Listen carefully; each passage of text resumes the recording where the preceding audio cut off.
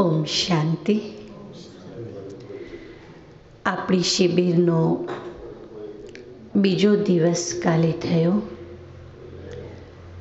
જેમાં આપણે પરમાત્માનો પરિચય પ્રાપ્ત કર્યો. પરમાત્માનું કયું સ્વરૂપ છે, પરમાત્માનું પૂરું નામ શું છે, તેમજ પરમાત્માનું રહેવાનું સ્થાન.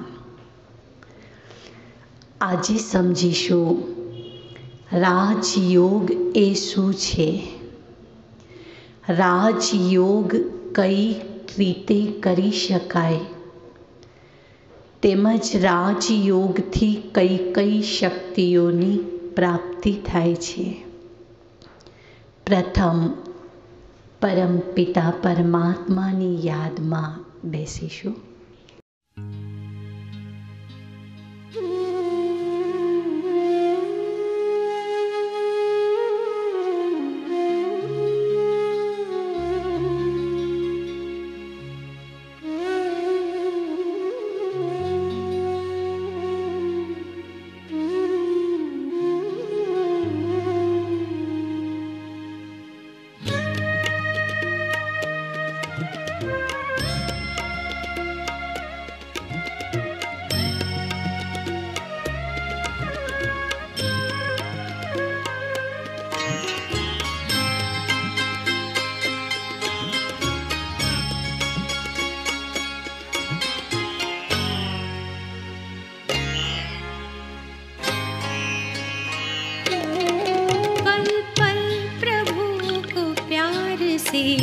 याद कीजिए, पल पल प्रभु को प्यार से याद कीजिए.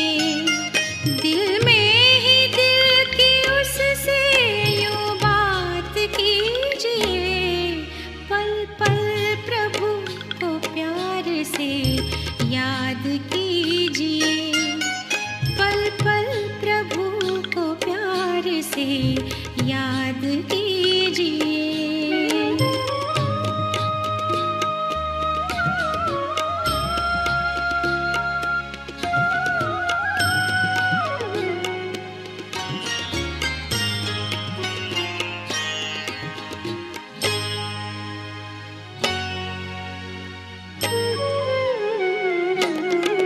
एक बूंद प्यार को है प्यासा जगत ये सारा.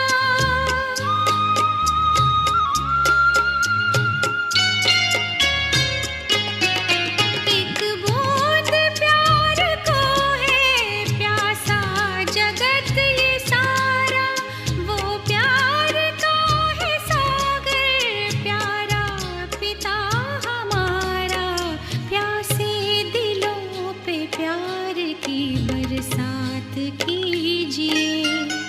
प्यासे दिलों पे प्यार की बरसात कीजिए. दिल में ही दिल की उससे यूं बात कीजिए. पल पल प्रभु को प्यार से याद कीजिए. पल पल प्रभु को प्यार से याद कीजिए.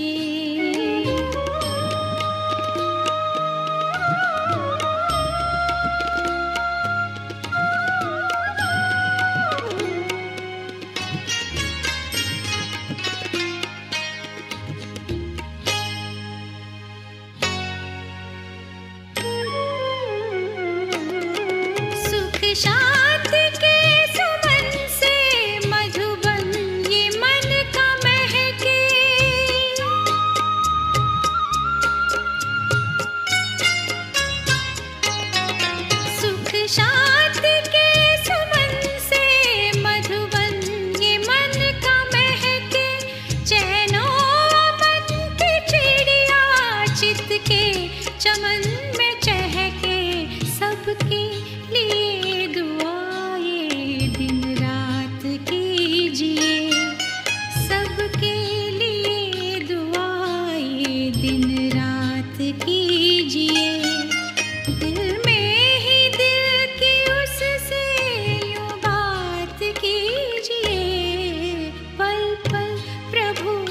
प्यार से याद कीजिए, पल पल प्रभु को प्यार से याद कीजिए, याद कीजिए, याद कीजिए, याद कीजिए, याद कीजिए, प्रभु को याद कीजिए, याद कीजिए, याद कीजिए, याद कीजिए।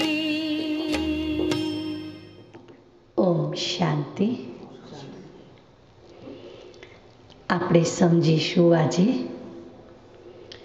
રાજયોગ કઈ રીતે કરી શકાય, રાજયોગ દ્વારા પ્રાપ્ત થતી અષ્ટશક્તિઓ। પ્રથમ સમજીએ કે રાજયોગ એ શું છે। રાજયોગ શબ્દ આવ્યો યોગ, યોગ અર્થાત જોડાણ, મિલન, કનેક્શન। એક વ્યક્તિ બીજી વ્યક્તિને યાદ કરે તો એમ કહેતા હોઈએ છીએ કે આ વ્યક્તિનો યોગ આ વ્યક્તિ સાથે છે। અને આ વાક્ય દુનિયામાં કોમન છે, યોગ શબ્દ।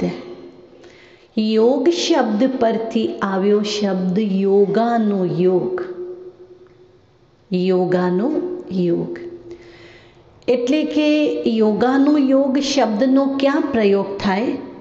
હું તમને યાદ કરતી જ હતી, યોગાનો યોગ તમે આવી ગયા। એનો અર્થ એ થયો યાદ સાથે યાદ મળી ગઈ, એ છે યોગ। તો યોગ શબ્દ તો દુનિયાના લોકો માટે કોમન છે। અને એક વ્યક્તિ બીજી વ્યક્તિને યાદ કરે, ચાહે વસ્તુને યાદ કરે, ચાહે કોઈ વૈભવ યાદ કરે, તો એમ કહેવાય કે આનો યોગ આ વસ્તુ સાથે, વૈભવ સાથે કે વ્યક્તિ સાથે છે। હવે રાજયોગ એટલે આત્માનો મિલન પરમાત્મા સાથે, એને રાજયોગ કહ્યો। આ યોગમાં રાજ સમાયેલું છે। દુનિયાના બધા જ યોગ તમને સંન્યાસ તરફ લઈ જશે। આ યોગ સંન્યાસ તરફ નહીં લઈ જાય, આ યોગ રાજાઈ તરફ લઈ જાય છે। એટલે આ રાજયોગ રાજાઈ તરફ લઈ જાય છે અને એનો આ રાજ છે, એટલે આને નામ આપ્યું છે રાજયોગ। બીજું, દુનિયામાં અષ્ટાંગ યોગ બતાવેલા છે। જ્યાં 8 યોગ દુનિયાના પૂરા થાય છે, ત્યાંથી રાજયોગની શરૂઆત થાય છે। તો તમે સમજી શકો છો, જ્યાં 8 યોગ પૂર્ણ થયા ત્યાંથી આ યોગ શરૂ થયો, તો આ યોગની મંજિલ પણ તો ઊંચી હશે। દુનિયામાં 8 યોગ શીખતા શીખતા જીવન પૂરું થઈ જાય છે, તો પણ છેલ્લા સમાધિ સુધી વ્યવસ્થિત નથી પહોંચી શકતા। પણ આ યોગ શરૂ જ ત્યાંથી થાય છે, એટલા માટે આની મંજિલ પણ ખૂબ ઊંચી છે। આ રાજયોગ કરવાથી મૂળભૂત જે આપણા શરીરમાં આત્મા છે, ત્યાંથી ચેન્જ આવે છે। બાહ્ય ચેન્જ પરમિનન્ટ નહીં હોતું, આંતરિક ચેન્જ કાયમી ચેન્જ હોય છે। એટલે રાજયોગના બળથી જ્યારે વ્યક્તિના સંસ્કાર બદલાય છે, ત્યારે એ સંસ્કાર કાયમી બદલાય છે। તમે કોઈને ધમકાવો અને કો સીધા રહો તો એક દિવસ રહેશે, પછી એનું એ જ જેમ હોય એવા ને એવા. પણ રાજયોગના બળથી જ્યારે વ્યક્તિના વિચાર, સંસ્કાર અને રહેણી કરણી બદલાય છે, એ સદાકાળની થઈ જાય છે. એટલે આમ જોઈએ તો પરિવારમાં શાંતિ માટે, વ્યવસાયમાં પણ શાંતિ માટે રાજયોગ અનિવાર્ય છે. જેમ ભોજન કરવું અનિવાર્ય છે, રાત્રે સૂઈ જવું અનિવાર્ય છે, એમ હવેના સમય પ્રમાણે એટલે કે કળિયુગમાં રાજયોગ અનિવાર્ય છે. અને જે વ્યક્તિ રાજયોગ કરે છે તો રાજયોગી વ્યક્તિ તન, મન, ધન અને જન ચારે ચાર સુખ પ્રાપ્ત કરી શકે છે. જે તમને નડતા છે કે આ મને નડે છે, આ સંબંધી આવા છે, આ પરિવારમાં આવા છે, ચાહે તો ધંધો બરોબર નહીં ચાલતો, ખર્ચ વધારે છે, દવાઓ વધુ થઈ જાય છે, આવા પ્રોબ્લેમ તો ફટાફટ સોલ્વ થઈ જાય છે. એટલે એનો અર્થ એ નથી કે આના માટે આપણે રાજયોગ કરીએ છીએ. રાજયોગથી આત્માનો પરમાત્મા સાથે સાધ થાય છે અને આત્મા પરમાત્માના મિલનથી બીજા નાના મોટા પ્રોબ્લેમ તો કેટલાય એમનેમ સોલ્વ થઈ જાય છે, જે સોલ્વ કરવાની આવશ્યકતા ઊભી નહીં થતી. એટલા માટે દરેકે રાજયોગ કરવો જોઈએ. રાજયોગ કરવાથી અષ્ટ શક્તિઓની પ્રાપ્તિ થાય છે. જેમ જેમ આપણે રાજયોગ કરતા જઈએ, આપણી અંદર અલગ અલગ શક્તિઓ જાગૃત થતી જાય છે. આપણા શરીરમાં 7 ચક્ર છે. એના સિવાય પેટા ચક્ર 114 છે અને એના પણ પેટા ચક્ર કેટલાય છે. આ 7 ચક્ર કઈ રીતે કાર્ય કરે છે? મશીન નીકળ્યા છે ચક્ર ચેક કરવાના, અમુક લોકોના અમુક ચક્ર બંધ હોય છે, નિષ્ક્રિય હોય છે, કાર્ય નથી કરતા. આગળ જતાં એ અંગની બીમારીઓ થતી હોય છે. આ ચક્ર કઈ રીતે ચાલતા હોય છે? રાજયોગ, ધ્યાન. જે વ્યક્તિ ધ્યાન કરે છે એના મુખ્ય 7 ચક્ર કમ્પ્લીટ કામ કરે છે. એના પેટા 114 અને એના પેટા કેટલાય છે? તો આ ચક્ર ખુલવાથી આપણી અંદર અલગ અલગ શક્તિઓ જાગૃત થાય છે. ચક્ર ખુલે તો અલગ અલગ શક્તિઓ જાગૃત થાય. જેમાંની પહેલી શક્તિ છે સહન શક્તિ. પહેલાના જમાનામાં સંયુક્ત પરિવાર એક સાથે રહી શકતા હતા. આ જમાનામાં રહી શકે છે? નહીં. મોટામાં મોટો પ્રોબ્લેમ સ્વભાવ સંસ્કારની ટકરાવટ. ટક્કર થઈ જ જાય છે. હું કોઈ વ્યક્તિને દોષ નહીં આપતી. એક તરફ કળિયુગ, બીજી બાજુ દરેકના શરીરમાં રહેલી આત્મારૂપી બેટરી ડિસ્ચાર્જ. એટલે ટકરાવ થાય એ સ્વાભાવિક છે. પણ જ્યારે વ્યક્તિ રાજયોગ કરે છે તો રાજયોગના બળથી કુદરતી આપણી અંદર સહન શક્તિ જાગૃત થાય છે. અને સહન શક્તિ એનો અર્થ છે સમજ શક્તિ. એકબીજાને સમજીએ. જ્યારે એકબીજાને સમજતા થઈ જાય છે તો સહન કરવું સ્વાભાવિક થઈ જાય છે. એક પરિવાર, પતિ પત્ની કદી ઝઘડો નહોતા કરતા, ક્યારેય નહીં. એક દિવસ બન્યું એવું, રાતના 2 વાગે ઝઘડો થયો. પાડોશીઓને પૂછો આ લોકો કદી લડે છે? તો કે ક્યારેય નહીં. હવે રાતના 2 વાગે ઝઘડો થાય તો પાડોશીઓને વિચાર ચાલે કે નહીં? બન્યું એવું, પત્ની ખૂબ આજ્ઞાકારી.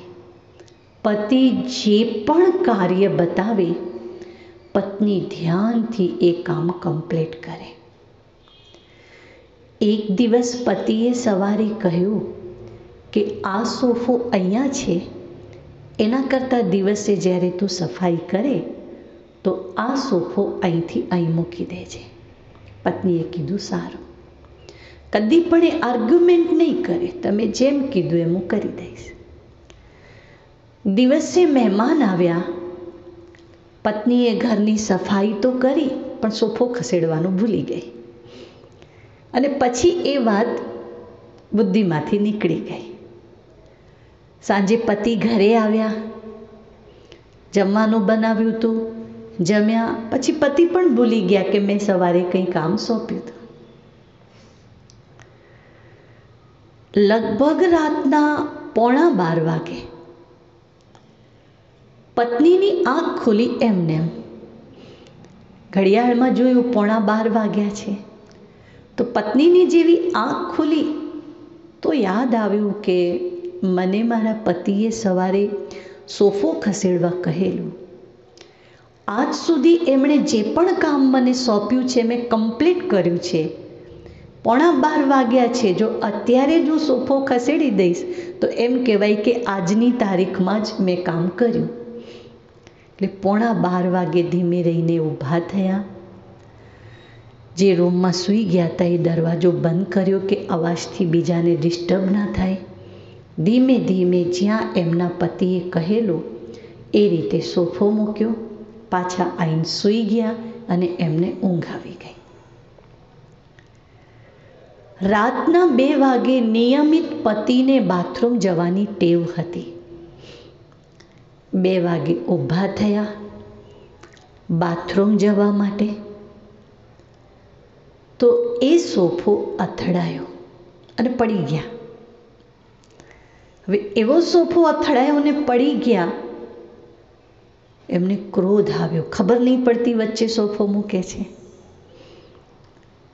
પત્નીની બી આંખ તો ખુલી ગઈ. પત્નીએ કહ્યું મેં તમારી આજ્ઞાનું પાલન કર્યું છે. પતિ કે હું રાત્રે સૂઈ ગયો ત્યારે તો સોફો પોતાની જગ્યાએ જ હતો. તો પત્નીએ કીધું મને રાતના 11:15 વાગે યાદ આવ્યું કે સવારે તમે કહીને ગયા હતા, તો મને એમ થયું કે હું આજે ને આજે એ કામ પૂરું કરું, એટલે એ જ તારીખમાં મેં કામ કર્યું એમ થાય. હવે આમાં ભૂલ કોની?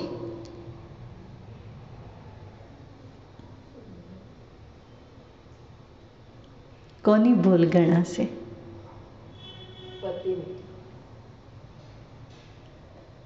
કોની ગણાશે? હા, કોની ગણાશે? એમને કીધું એમની પત્ની, એટલે પત્ની સોફો ખસેડ્યો. કોની ગણાશે? કોની ગણાય? હવે આમ જોઈએ તો રાતના 2 વાગે ઘરમાં ઝઘડો કદી ન લડતા હોય, કોઈ વાર લડાઈ ઝઘડો થાય, પાડોશીઓને તો મજા આવે કે દિવસે નહીં લડતા રાતમાં લડે છે કે. અને આવી વાત બને એટલે પાડોશીઓ ખુશ થઈ જાય. તો આમ જુઓ તો એમ કહેવાય કે પતિની ભૂલ છે. બીજી રીતે જો ભૂલો જ જોવા જઈએ તો એવું ઇમરજન્સી તો કામ હતું નહીં, કે કોઈ નુકસાન થઈ જવાનું હતું, કે રાતના 11:15 વાગે ઉઠીને પણ સોફો ખસેડવો પડ્યો, બીજે દિવસ સવારે બી ખસેડી શકતા હતા. ભૂલો શોધવા જઈશું તો બધાની નીકળશે, પણ પડી ગયા પછી કંઈ વાંધો નહીં, જે થઈ ગયું તો કોઈની ભૂલ નહીં. બસ આ જ છે સહન શક્તિ, સમજ શક્તિ. આને જ કહેવાય સહન શક્તિ એટલે સમજ શક્તિ. આપણે જો રાજયોગનો અભ્યાસ કરીશું તો આવી સમજ આપણી અંદરથી કુદરતી ક્રિએટ થશે, કે બીજાની ભૂલો કાઢવાના બદલામાં પહેલાં આપણે સ્વયંની ભૂલો શોધીને ભૂલો જે છે એને દૂર કરવાનો પ્રયાસ કરીશું. અને આપણે જો આપણી ભૂલોને દૂર કરવાનો પ્રયાસ કરવામાં લાગી ગયા તો પરિવારના બીજા સદસ્યો પણ પોતાની જ ભૂલો દૂર કરવાનો પ્રયાસ કરશે. જ્યારે આજકાલ પોતાની ભૂલો નહીં દેખાતી, બીજાની દેખાય છે, ત્યાં લડાઈ ઝઘડા કલહ કલેશ થાય છે. તો રાજયોગના બળથી સહન શક્તિ એટલે સમજ શક્તિ કેળવાય છે. પહેલામાં પહેલો ફાયદો પરિવારમાં શાંતિ, તો નોકરી ધંધો વ્યવસાય જ્યાં પણ વ્યક્તિ જાય ત્યાં શાંતિ હોય કે ના હોય? ત્યાં શાંતિ હોય. તો બિઝનેસ કરતા હોય તો એમાં ફાયદો થાય કે ના થાય? ફાયદો થવાનો. નોકરી કરતા હોય તો ત્યાં પણ એની વર્ક એફિશિયન્સી વધુ થઈ જાય એટલે એને સફળતા મળે. એટલે રાજયોગથી તમારા જીવનના ટોટલ પાસા ક્લિયર થઈ જાય અને ચારે બાજુ એના ફાયદા થાય. રાજયોગના બળથી બીજી શક્તિ પ્રાપ્ત થાય છે, સમાવાની શક્તિ. ક્યાંક ને ક્યાંક ઘરમાં, પરિવારમાં, પાડોશમાં, વ્યવસાયમાં, આપણા ફિલ્ડમાં કંઈક ને કંઈક તો બનતું હોય છે, પણ એ મોટું ત્યારે થતું હોય જ્યારે આપણે સમાવી નહીં શકતા, અલગ અલગ જગ્યાએ કહી દઈએ છીએ. આ બન્યું, મેં તરત કહી દીધું. એમાં પણ વિશેષ અહીંયા કંઈક બન્યું, તરત મોબાઈલ લીધો ને પિયરમાં માતા પિતાને કહી દીધું. અહીંયા કલાકમાં શાંતિ થઈ ગઈ, પણ પિયરમાં સાંજ સુધી એ જ વિચારો માતા પિતા કરે છે કે મારી છોકરીને શું થયું હશે. બની એક નાની વાત પણ કહી દીધું. એટલે મુખમાંથી જે બોલાઈ જાય છે, સમાવાની શક્તિની કમી, એમાં કેટલાય બીજા ઝઘડા ઊભા થતા હોય છે. જ્યારે વ્યક્તિ રાજયોગનો અભ્યાસ કરે છે તો એ નાની નાની બનતી વાતોની, બીજાને તો શું કહીએ, આપણા મન પર બી એની અસર નહીં થતી. રાજયોગના બળથી પ્રાપ્ત થતી ત્રીજી શક્તિ પરખ શક્તિ. ચોથી શક્તિ નિર્ણય શક્તિ. જ્યારે રાજયોગ કરીએ છીએ એટલે કે ધ્યાન કરીએ છીએ, પરખ શક્તિ જાગૃત થાય છે. કોઈ વાત આવવાની છે, આપણે પરખી લઈશું. અને યોગ્ય પરખ યોગ્ય નિર્ણય બનાવે છે. પરખ બરોબર હશે તો નિર્ણય સારો લેવાશે, તો નિર્ણય શક્તિ બી વધે છે.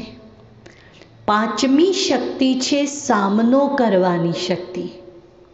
રાજયોગી નીડર હોય, નિર્ભય હોય, કમજોર ના હોય.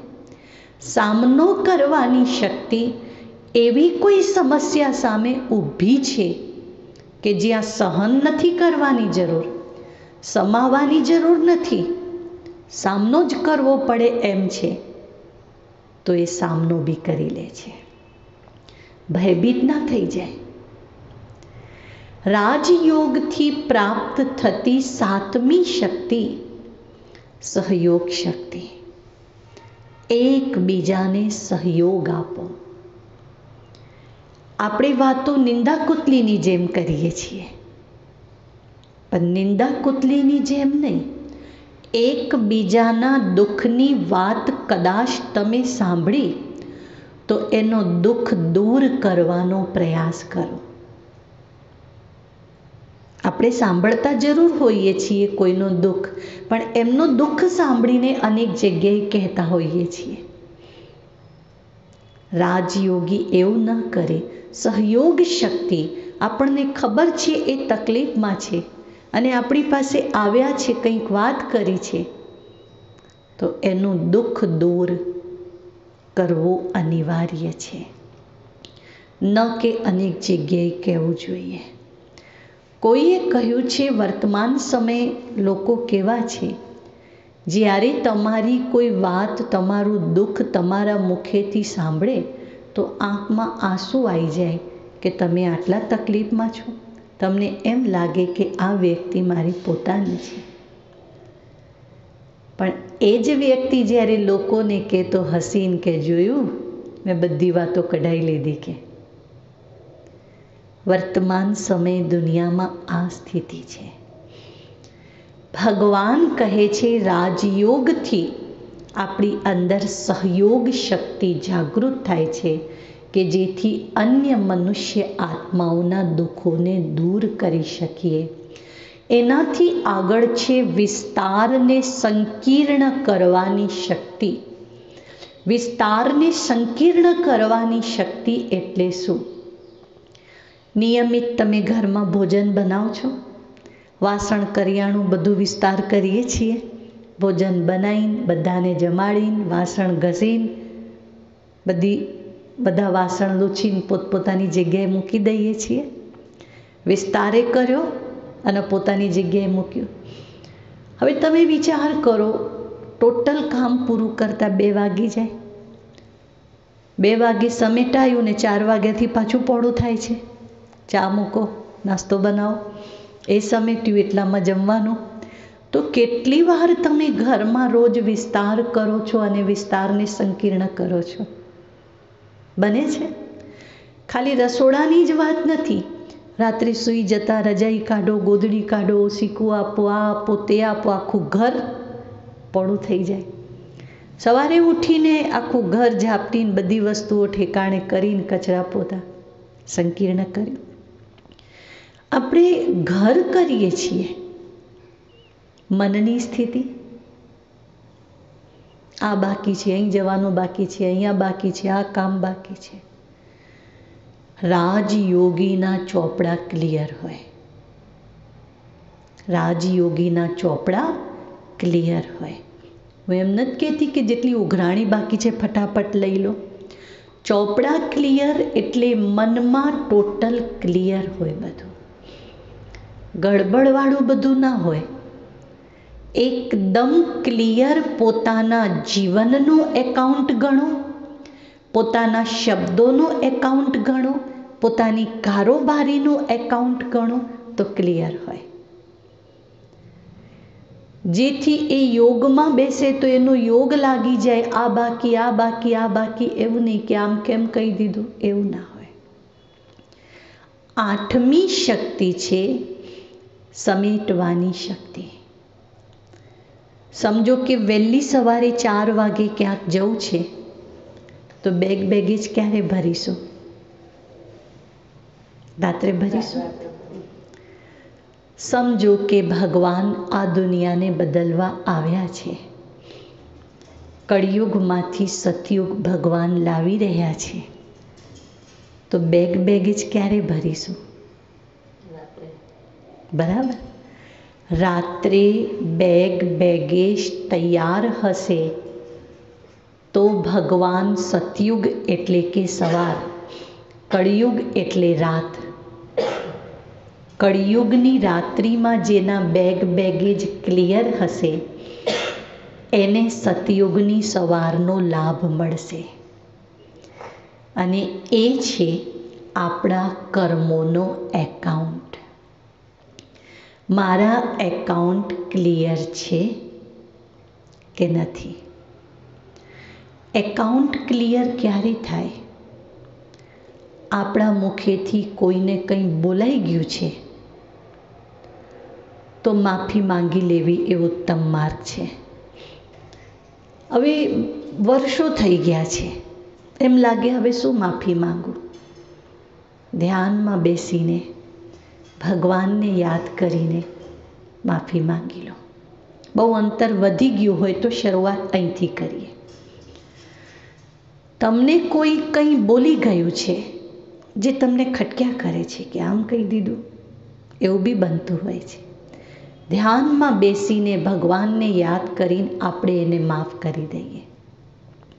માફ કરી દો, માફી માંગી લો તો એકાઉન્ટ ક્લિયર.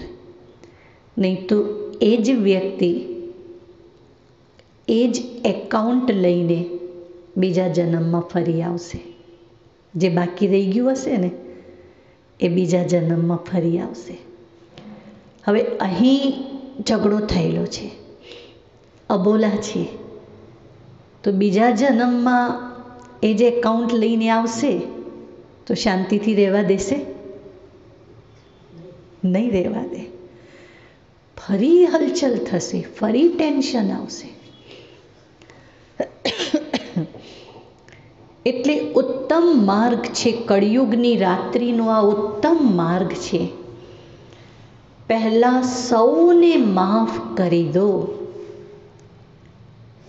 અને આપણે માફ કરીશું તો ઓટોમેટિક આપણા એકાઉન્ટમાં પણ એ આવશે કે લોકોએ બી તમને માફ કરી દીધા. તો આ છે 8મી સમેટવાની શક્તિ.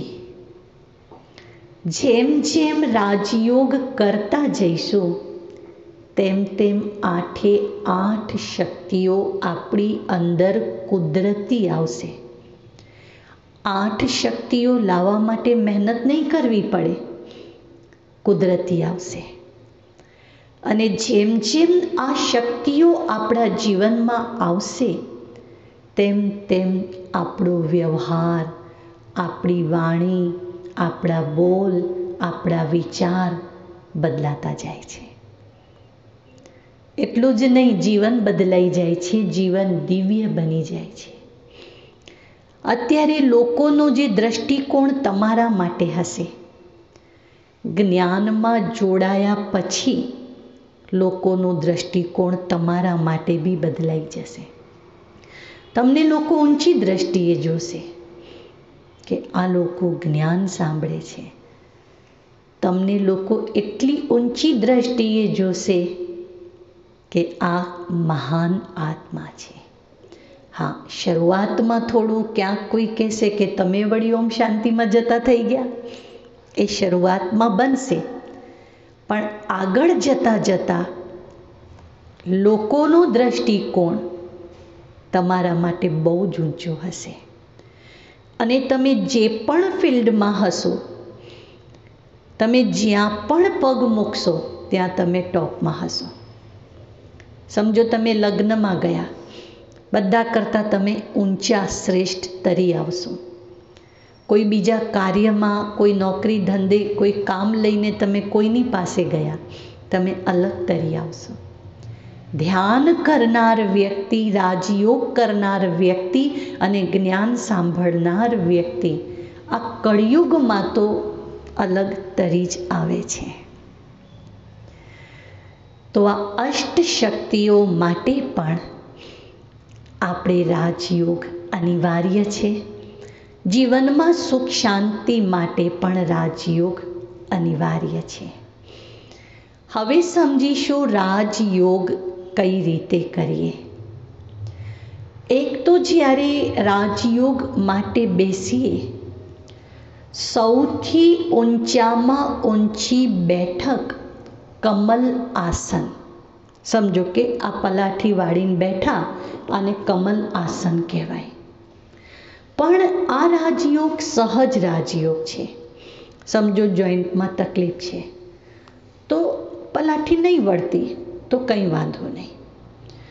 એટલે દબાણ નથી કે તમે શરીરને કષ્ટ આપીને પણ આ બેઠક બનાવો, પણ સૌથી ઊંચી બેઠક પલાઠી વાળી ટટ્ટાર બેઠક. કારણ કે રાજયોગ જ્યારે આપણે કરતા હોઈએ છીએ તો ટટ્ટાર બેઠક હોવાથી કરોડરજ્જુમાં જતા જે સ્નાયુ છે એ એકદમ સીધા થતા હોય છે. ભગવાનની એનર્જી આપણી પાસે આવે તો એ એનર્જી આખા શરીરમાં સહજ ફેલાઈ શકે. એટલા માટે આ બેઠક છે કે સહજ ટટ્ટાર બેઠક. બીજું, રાજયોગ માટે જ્યારે તમને કોમેન્ટ્રી આપવામાં આવે, એટલે કે જેમ કાલે હું જે કોમેન્ટ્રી બોલતી હતી, તો એ જ વિચારો સાથે રહેવાનો પ્રયાસ કરવાનો. એ વિચારો સાથે રહેવાનો પ્રયાસ કરવાથી ધીમે ધીમે ધીમે ધીમે તમારું મન એ વિચારો સાથે જોડાશે. વર્ષોની ટેવ હતી કે મન ભટકતું હતું. હવે આપણે મનને યોગ્ય દિશા આપીએ છીએ તો યોગ્ય દિશા આપતા આપતા આપણી દશા બદલાઈ જાય છે. જે પણ આપણા ઉપર ખરાબ દશાઓ હતી, યોગ્ય દિશા આપતા જઈશું આપતા જઈશું આપતા જઈશું તો જેટલી પણ દશાઓ તમને નડતર હતી એ ટોટલ નડતર દશાઓ ચેન્જ થઈ જશે.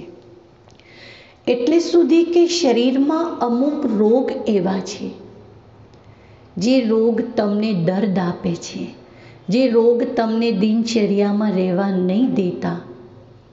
રાજયોગ કરવાથી ધીમે ધીમે ધીમે ધીમે એ રોગની તમારા મન પર અસર નહીં થાય અને તમે એમ જ સમજશો કે હું હેલ્ધી છું. કંઈ 100% બીમારી જતી રહે એમ હું નહીં કહેતી, પણ એ રોગની તમારા મન અને તમારા તન પર એટલી અસર નહીં થાય. તો હવે આપણે રાજયોગનો અભ્યાસ કરીશું. જેમ ગઈકાલે કહ્યું હતું એ રીતે આપણે અભ્યાસ કરીએ. મનને આજે ઓર્ડર કરો, મન તારે ક્યાંય વચ્ચેથી જવાનું નથી. મનને ઓર્ડર કરો, અત્યારે પરમાત્મા દર્શનનો સમય છે, માટે પરમાત્મા દર્શન કરવા છે. એટલે મન બીજી કોઈ જગ્યાએ ન જવું જોઈએ. મન ચંચળ જરૂર છે, મન તોફાની જરૂર છે, પણ મનને પ્રેમથી મનાઈએ તો મન માની પણ જાય છે. તો કરીશું રાજયોગની શરૂઆત. સહજ બેઠક.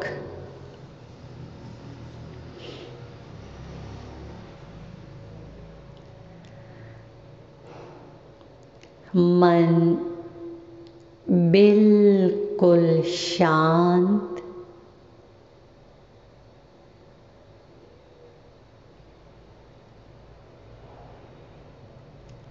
એક શ્રેષ્ઠ સંકલ્પ કરો.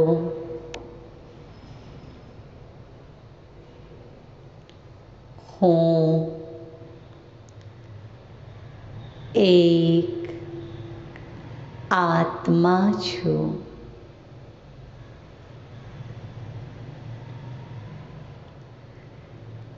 આ શરીરને ચલાવનારી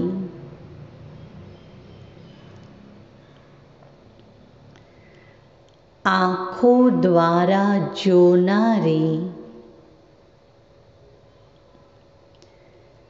કાનો દ્વારા સાંભળનારી,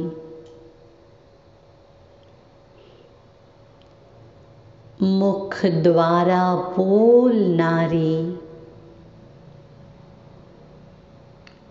હું આત્મા એક ચેતન શક્તિ છું.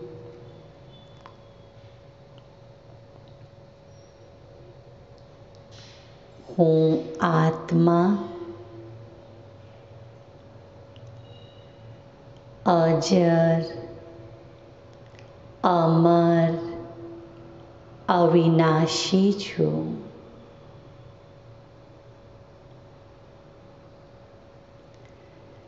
હવે મન અને બુદ્ધિથી ચાલ્યા જઈએ ઉપર. સૂર્ય, ચાંદ, સિતારાઓથી પણ ઉપર. બ્રહ્માપુરી, વિષ્ણુપુરી, શંકરપુરીથી પણ પાર. જ્યાં ચારે બાજુ લાલ લાલ પ્રકાશ છે, એવા પરમધામમાં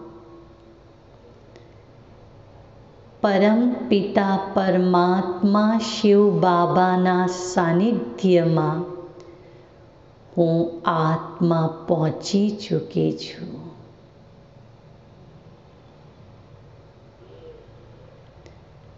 હવે હું આત્મા પરમાત્માના સાનિધ્યમાં વિરાજમાન છું.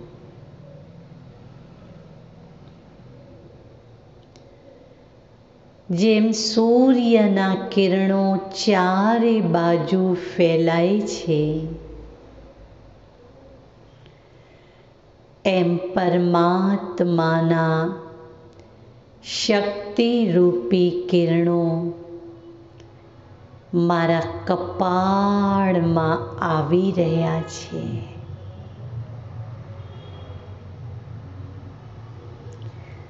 પરમાત્મ શક્તિઓ અને વરદાનોથી હું આત્મા ભરપૂર થતી જાઉં છું.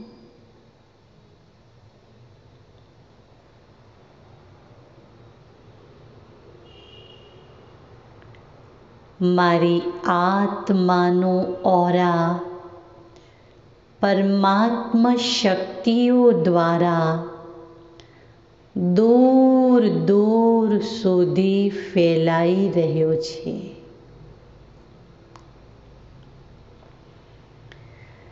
મારી આત્માનો ઓરા પાવરફુલ બનતો જાય છે.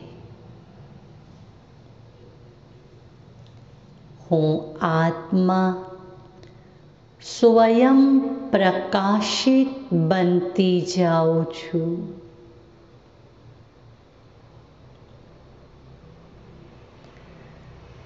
હું આત્મા ઉર્જાવાન બનતી જાઉં છું.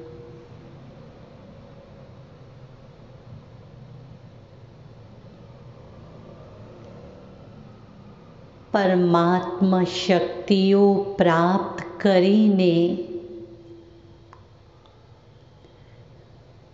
હું આત્મા શાંત સ્વરૂપ બનતી જાઉં છું.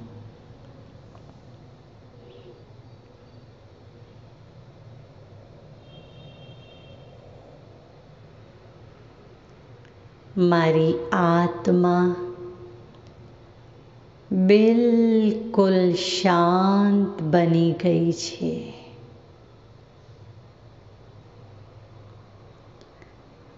હું શાંત સ્વરૂપ આત્મા છું.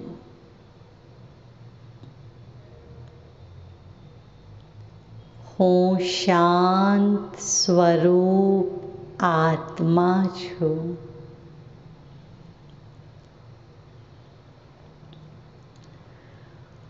હું શાંત સ્વરૂપ આત્મા છું.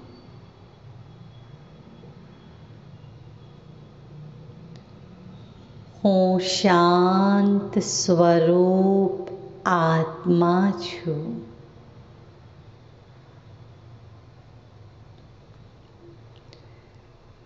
હું શાંત સ્વરૂપ આત્મા છું.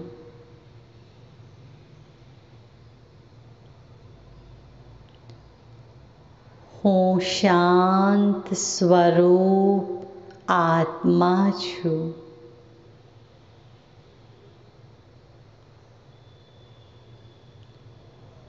હું શાંત સ્વરૂપ આત્મા છું.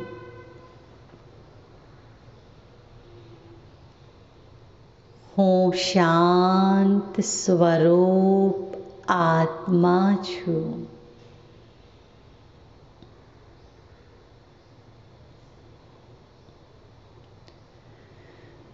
હું આત્મા પરમાત્મા શક્તિઓ પ્રાપ્ત કરીને પરમધામથી પાછી આ સૃષ્ટિ રંગમંચ પર આવી રહી છું.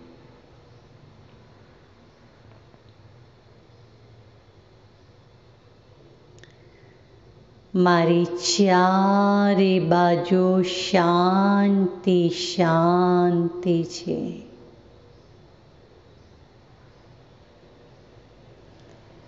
હવે મારા પરિવારમાં પણ બિલકુલ શાંતિ છે. મારા પાડોશમાં પણ બિલકુલ શાંતિ છે. પરિવારના સદસ્યો એકબીજા સાથે પ્રેમથી વ્યવહાર કરે છે. માટે મારા ગ્રહસ્થ પરિવારમાં પણ બિલકુલ શાંતિ છે.